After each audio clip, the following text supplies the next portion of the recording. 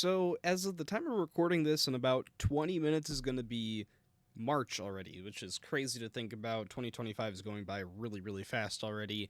And I managed to see 8 new releases for 2025 in the month of February.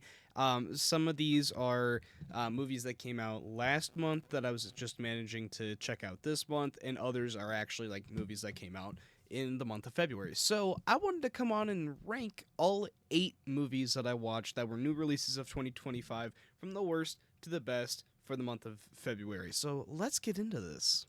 My name is Mike, and welcome back to the channel. I just want to say, thank you guys for the pretty decent feedback with the January ranking video. So I'm going to try and make one of these like every single month, just to see how it ends up turning out, because I had a lot of fun doing that video. Of course, talking about some movies that, otherwise I wouldn't have talked about. Let's get into the 8 movies that I saw from this past month. So coming in last place, number 8, was a movie that I didn't think was terrible, but it wasn't a good movie either. And that's kind of like a similar thing for quite a few of these movies where I didn't really love it, didn't really hate it. It's just kind of in the middle. So we have number 8 is Love Hurts. This one was kind of disappointing because I saw the trailer initially for it and I thought it looked kind of fun. I love Ki Huy Kwan. I think he's a great actor, and seeing him doing like a John Wick style action movie looked like a ton of fun. Then, there was a runtime that was reported. It was supposed to be 83 minutes. Turned out it was true. And then also, um, keep in mind, this is before the reviews come out. And then the embargo doesn't lift until like the day that the movie releases, which is already a bad sign there. And when the embargo did release, the reviews were pretty terrible.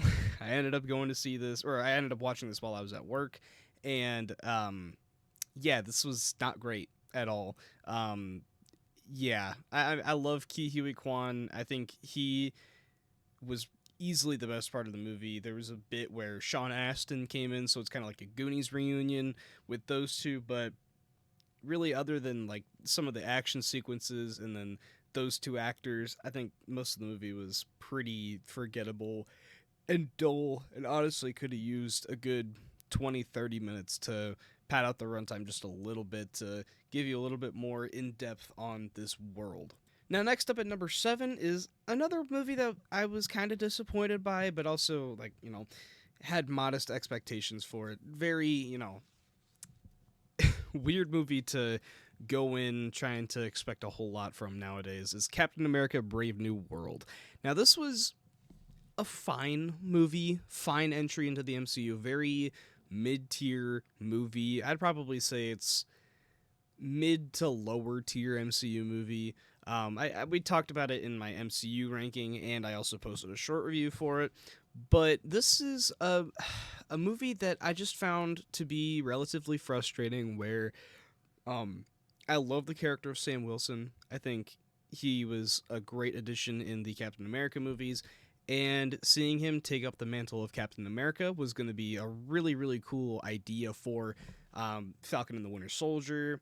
I didn't really like that show that much. And then going into this one where he's, been established as Captain America, and, seeing how he handles, the shield, and also just like the American government and whatnot, and some issues that lie in between there, facing terrorism and whatnot. And for the most part, what they do with Sam's character is pretty good. I really enjoy it. It's just everything around Sam Wilson and Anthony Mackie is not great. I did really enjoy the character of Joaquin Torres. I thought he was really, really fun. Harrison Ford did a really good job taking up the role of Thunderbolt Ross. And I did really enjoy some of the action sequences, and I thought Isaiah Bradley was a cool character as well. But this was just pretty disappointing, honestly. The Red Hulk aspects were very underutilized. The film felt a little too short. You could definitely feel where there was reshoots, where you have Giancarlo Esposito in the movie for literally like 3 minutes, and you can tell he was just put in reshoots. Which his the action sequences with him were really really cool.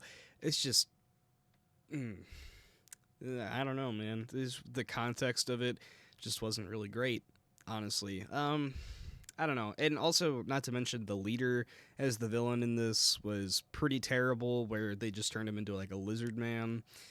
Not great. Not great. So, yeah, that's going to go in at number 7 for me.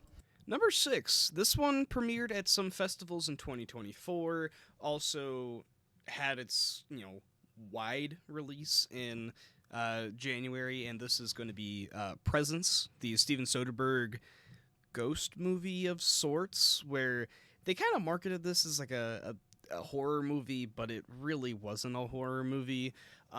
Basically, the setup is some girl, her friend passes away, and her family moves into a new house, and there's a ghost there that is basically, like their POV, where the camera is, like basically it's all like a tracking shot with the camera. That's like supposed to be the spirit in this house. And basically you're seeing this family like deteriorate almost, where they're kind of falling apart. And for the most part, this movie was pretty okay.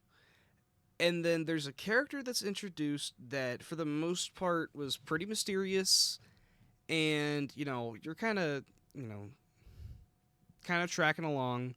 The last 15 minutes were really, really damn good, involving a twist with said character, and also just like a full circle character arc that ends up happening, which is really, really cool. I really dug that stuff. And then there's a twist involving who the ghost is, and that was excellent. I thought that was really, really great. But for the most part, I was kind of like bored by the movie, and it's like an 85-minute long movie, so it's not really that long of a movie. You're watching it, and it's just kind of boring for the most part, where it's just like seeing the family do their everyday things, and then get into arguments for like 40-ish minutes, and then, like I said, there's that one character that gets introduced into it that kind of plays a majority, like a major part in the second half of the movie, and that's where it started to get like pretty good, and then really, really good at the end. So it's kind of frustrating to say. I wanted to like this one more, but I did end up kind of enjoying it by the end of it. Number 5 is a new slasher that's kind of in the vein of Scream and My Bloody Valentine, and it is Heart Eyes. So this is produced by Christopher Landon, who is pretty famous for making a bunch of like genre blending horror movies, where this one is kind of like a slasher mixed with a rom-com. So this is, another one of these kinds of movies where you have like something like Freaky, where it's like Friday the 13th mixed with Freaky Friday, or stuff like that. It's cool. I like what he does. Happy Death Day, of course, where it's like a Groundhog Day kind of thing, and a slasher. That's cool. I really enjoyed those kinds of movies. And Hard Eyes was actually really, really fun. And surprisingly, for the most part, I enjoyed the rom-com side of things more than I enjoyed the horror side, which is kind of weird to say, because I do really enjoy like the Scream era slasher movies. I enjoy I Know What You Did Last Summer a lot. Urban Legend's really fun. Of course, the Scream movies are all really, really fun, and this is just kind of in the vein of that movie. Quite literally, by the end of it, it is pretty similar to Scream. But I just found the romantic relationship between the two leads to be really fun and fascinating by the end of the movie. They're fun characters, great cast, of course.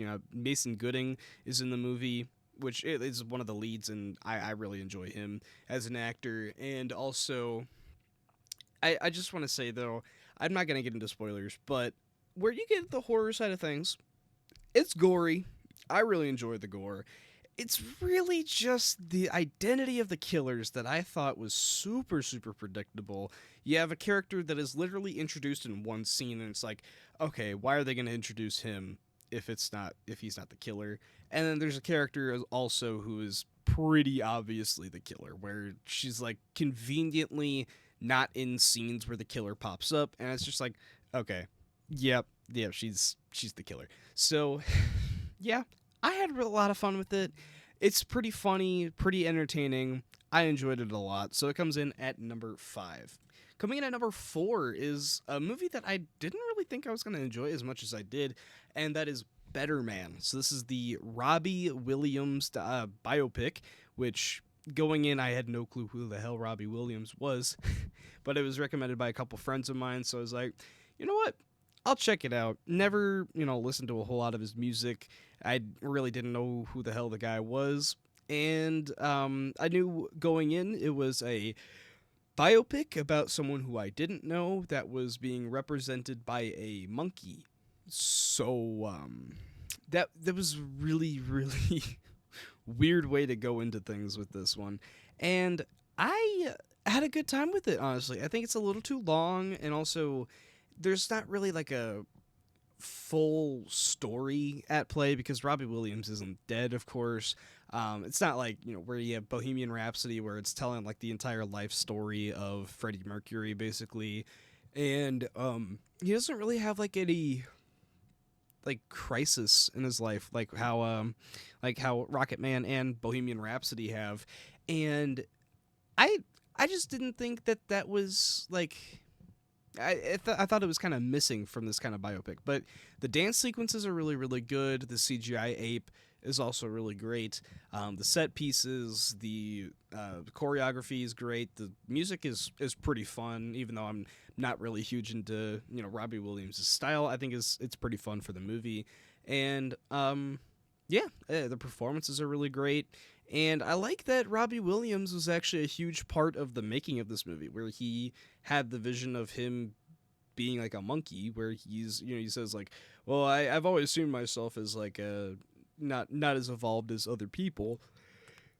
So he portrays himself as a monkey in the movie. That's kind of smart. But that's kind of just like the gimmick of the movie, and I didn't really understand the whole point of it other than that. So yeah, I couldn't really put it higher than number 4, but I had a really good time with it nonetheless. Speaking of monkeys, number 3 is going to be The Monkey. Now, I posted an entire review going into this one, and like I'm talking about this one, and I was pretty frustrated leaving the theater, I will say, but the majority of the movie I was having a blast with, where you have like a Final Destination esque movie, but it is one of the most ridiculous movies I have ever seen. Where you got people blowing up like left and right in this. You have some really goofy performances. Theo James, Elijah Wood's in there. Like some really, really fun performances and some really great gore. Obviously, where you're talking about a bunch of kills. Obviously, where people are blowing up. That kind of right there. You're gonna get a lot of blood and gore, and I really enjoyed that for the most part. It wasn't until like the last 10-15 minutes where I really started to not like this movie that much, and I really enjoy Osgood Perkins as a director. I think Longlegs from last year was like one of the best of the entire year, and I think if you got someone else to write his scripts, I think he would be a stronger director, because it doesn't seem like he knows how to write his endings, because that was my one problem with Longlegs. I didn't think the ending entirely worked, and that's my huge problem with The Monkey, where the ending kind of gets this close to making the movie almost kind of bad. Leaves things very, very strangely, and I don't really even know how to describe half the things that happen by the end of it. So yeah, it comes in at number 3. I wish I loved the movie, but I had a good time with it. That's really all I can say about it, though. Number 2 is going to be Paddington in Peru. Now, I am a huge fan of the first 2 Paddington films, And this is a movie that I went in really really excited for. Heard it wasn't as good as the first two. Paul King was in it, and then also the Sally Hawkins, the actress who played Mrs. Brown in the first two films, was not returning, which she is actually one of my favorite parts of those movies, where she is such like a charming actress, and she just like adds even more charm to a movie about a talking bear who loves marmalade. Like, okay, that's kind of cool. Um, I really liked her as an actress, and this one was definitely the weakest of the three, I will say. But I honestly thought that this was actually a really, really fun movie still, where this is kind of like a more personal adventure for Paddington while also being his biggest adventure yet, where he's going back to Peru. He's trying to look for Aunt Lucy, who's gone missing, and ends up trying to like go on a quest to find El Dorado, which is fun. I really enjoy that as a concept. Antonio Banderas is in this one as well, and I love him as an actor. So seeing him in a movie like this was really really fun. And yeah, in general, I just had a really really fun time with Paddington in Peru. It's not nearly as like heartfelt or as charming as one and two, I will say. Two being one of my absolute favorite films of all time. It's kind of hard to beat that, but I still really, really enjoyed Paddington in Peru, so it comes in at number two for me. And my number one was a movie that I meant to do a short review over, um, but I guess I forgot. My bad. But this is an Apple TV original film that I went in really really looking forward to. It was being directed by Scott Derrickson, who is one of my favorite horror directors, both like of all time and just still working today. And this is The Gorge. Now this is a movie that I went in knowing the basic concept and the cast, and I was sold. Basically, where you have two snipers who are at like two opposite posts in like either side of this gorge, where this gorge is basically like a portal to hell, and the two snipers start growing like a romantic relationship from across this gorge, and then they try like getting on each other, like on staying on one another's side of the gorge, and then hell breaks loose where basically um, they have like a zip line, and the zip line breaks, and one of them goes into the gorge, and the other tries going after them. So, and it turns into like a CIA kind of like a political thriller almost kind of thing. So it was really really cool for the most part. I really enjoyed the romantic side of the film, where you have Anya Taylor Joy and Miles Teller, being as charming as ever usually. Um, you have like the middle portion, which is kind of like a horror action sci-fi movie, which is really cool, and then the third act, like I said, is kind of like a political thriller. I enjoyed all three parts, while still, I mean, the third act was kind of like the my least favorite part of the movie. Kind of like peaks early on, and then stays really really good, really really solid, and then kind of like slowly deflates by the end of it. But I still really really enjoyed the film as a whole. So I mean, I get if some people really didn't like it. It feels like three different movies in one, but I kind of loved it. I'm not gonna lie, it was really really cool.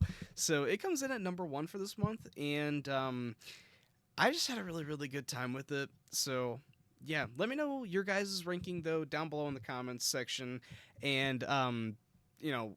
How many movies did you watch this month? What did you watch? Let me know all of that. What are your thoughts on all of these movies that you saw? And next month is looking like it's going to be a pretty decent month. We have Sinners coming out, which I'm really, really looking forward to. I believe that's next month. Maybe it's April. I'm not really sure. But Mickey 17 is coming out right at the beginning of the month, so I'm really looking forward to that. I gotta love Bong Joon Ho, so yeah, I'm definitely looking forward to the month of March in terms of film. So yeah, if you guys like this video, make sure to hit the like button and subscribe if you're new here, and I will see you guys on the flip side.